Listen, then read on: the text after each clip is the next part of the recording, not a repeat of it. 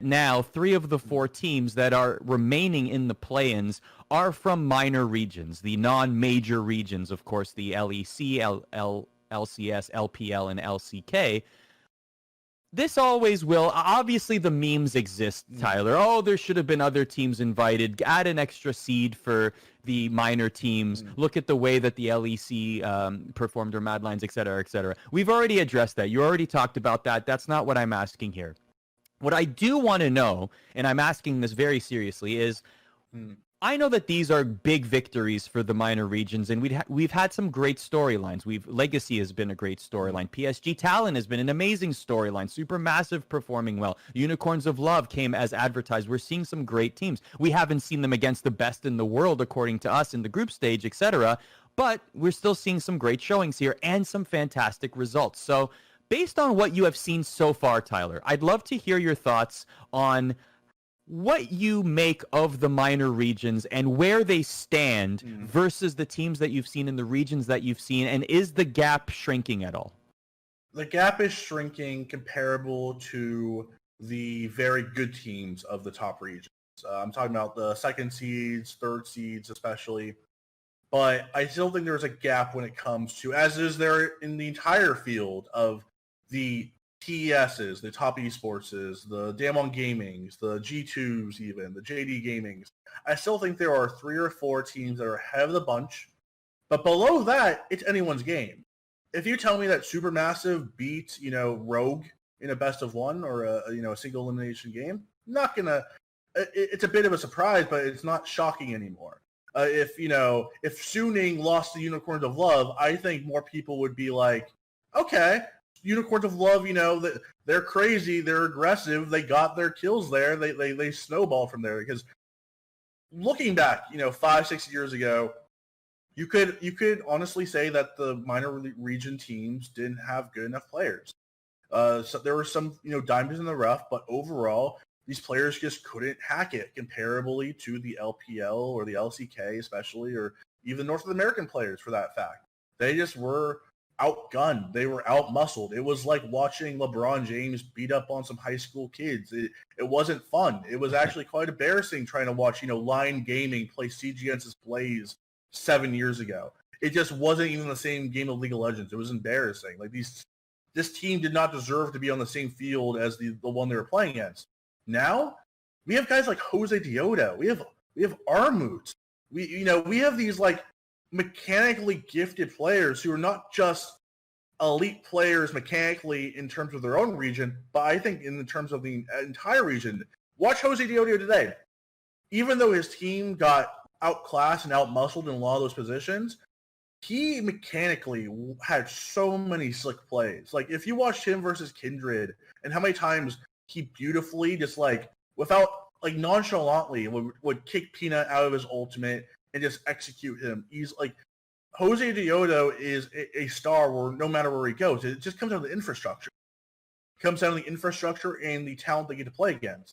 So, for the LPL, for TES, they get to play against 8, 10, 12, 14, 16 very good teams, or even good team, worst case scenario, even decent teams on, in the average scale, where for TCL or the TCL or the LCL, for the Russian or Turkish teams, they have maybe 1 good team, 2 good teams they can play against. If you're lucky, 3, but the competition just isn't there. In a world where we had an open circuit, let's say there was an open circuit, there was no domestic leagues, it was, DreamHack Austin, and this weekend's a tournament in Sweden, and oh man, Supermassive and TES and Damwon are all going to these tournaments, and it's an open circuit. They would improve so quickly. They would improve so damn quickly. And I think them being on their own islands and being, isolated in their own regions, even though some of these teams are scrimming against some of the EU teams and some of the NA teams in terms of INTZ, scrims of NA, Supermassive, obviously closer to Europe, so they could practice sometimes against the European teams. But I think them being isolated keeps them from ever going over the top of these major regions. But these individual players, they're amazing. I think Jose Dioda could walk into an LCS team, language permitted, if his English is good enough to go walk onto an LCS team. He would be a star tomorrow on an LCS team. almost every team in the LCS would love to have him as a starter if his English is up to par. If his English and the communication's there, he's a star in the LCS. Same with Armut. Armut, I'm telling you, if he went to the LEC tomorrow, he's a top 5 top laner. You have to think he's already having conversations. I mean, come on. Look how many Turkish players are in the LCS right now. He's buddies with Broken Blade and Closer. He played with Closer in the TCL. Yeah. Like, come on. We're not being naive here. And you've said this on Rift Rewind before, Tyler, and so has Emily. These kind of conversations happen at Worlds, right? Like the trades or the acquisitions or anything like that happen at Worlds. Yep. You're telling me that these conversations are not happening already? You're telling me that Armut hasn't been approached by the LCS teams that are there, or even someone sliding into his DMs and sussing out the possibilities? Come on. Of course it's happening. Maybe. I don't want to say for sure. It could be. I'm not reporting anything. This is all conjecture on my part. If you're smart, you would be in his DMs. If like you would be making plans for Armut if you're a team with money in a major. He's an excellent player. Barring the pandemic, of course, if there's complications with visas and everything. But like seriously, of course you're having conversations. Yeah. My opinion. But anyway. So yeah, the gap has closed when it comes to the field, where it comes to the second and third best teams of these major regions. The Turkish champion, the Russian champion, the Vietnamese champion, who we are missing from this equation because of COVID. Those teams, I think, on their best day, can beat, the Fnatics of the world, the DRXs. Like, these teams aren't perfect. They have holes. All these teams has weaknesses, especially, some of the major region teams. So I think overall, there's a gap still, but I think the gap is those 3 to 4 teams every year that come to Worlds as the favorites. And looking back, let's look back at the history of Worlds. When's the last time a non-top 4 team coming to Worlds, a non-top 4 favorite, won World? It hasn't happened since 2012 with Taipei Assassin.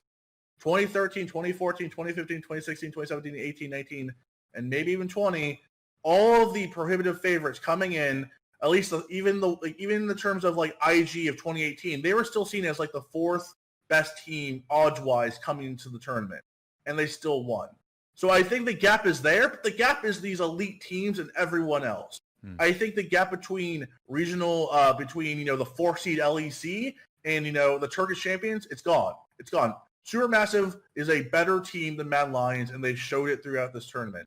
Maybe Mad Lions, if better practice in a different meta, is better than Supermassive, but it's not. There's no talent difference there. Armut is better individually than Orome, and we can say that. He's an excellent player. So the gap is gone when it comes to the field, but the gap is still there when we talk about Damwon and JDG and G2 and Top Esports. That's the gap.